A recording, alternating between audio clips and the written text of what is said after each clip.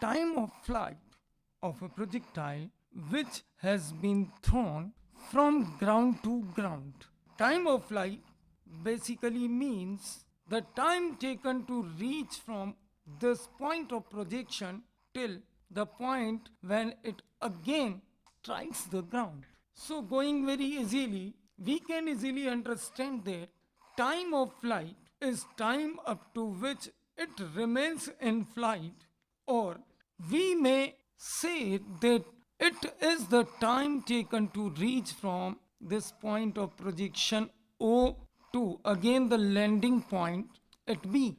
If we use the basic description which we had considered to study this projectile motion during our first and second lectures, then we can easily say that the time in which starting from y equal to 0 at t equal to 0, after describing this parabolic path, when projectile again hits the ground, means its final y displacement becomes 0, then the time interval during this event is called time of flight.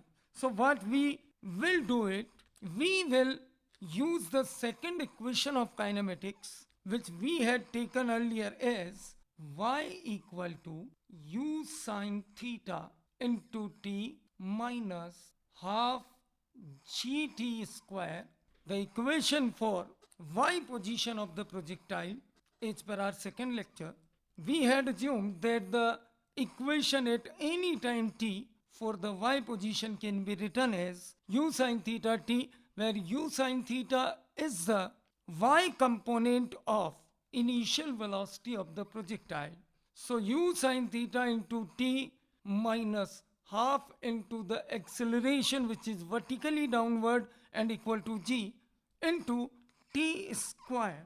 Now if we put this y to be equal to 0, then we get the equation 0 is equal to u sine theta t minus half gt square, or after solving we get two values of time t, one to be t equal to 0 and other to be t equal to 2u sine theta divided by g.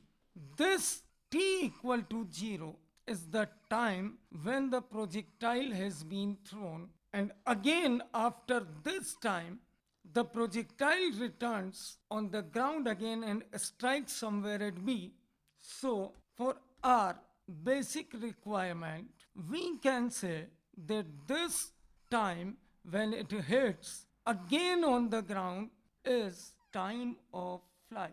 If we analyze this time of flight, then what we can get from here, this time of flight t can be written to be equal to this t, which comes to be 2u sine theta divided by g. So here u sine theta can be taken as perpendicular velocity of projection, means it is the velocity perpendicular to the ground, means along y direction, which can be considered as u perpendicular, and this g is equal to acceleration of the projectile perpendicular to the ground. So for easiness to remember it easily, we can write here that t equal to twice u perpendicular upon a perpendicular. I have called this time of flight equal to 2 times u perpendicular upon a perpendicular because I will use this equation in this form for many uses further. So the result that comes here for the time of flight is quite easy. Obviously, it is easy to remember also. So we are talking about an example in which a ball is thrown from a field with a speed of 15 meter per second at an angle 45 degree with horizontal. Find the time of flight.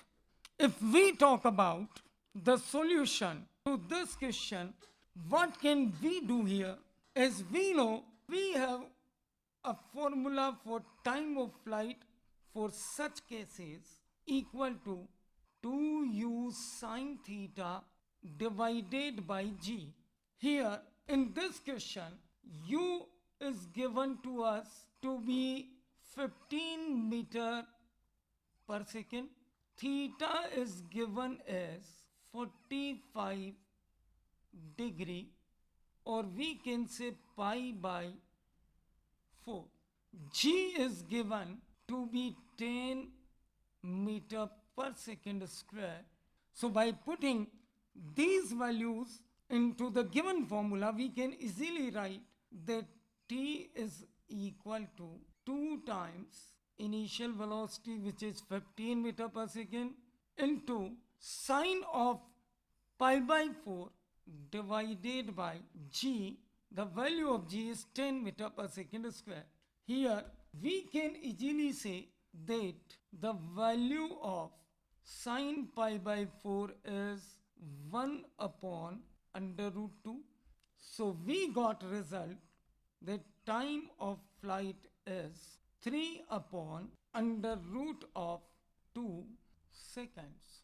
You can see it is quite easy. We just have to use this formula to get our answer, because the situation given in the example is quite of same type as we have discussed earlier.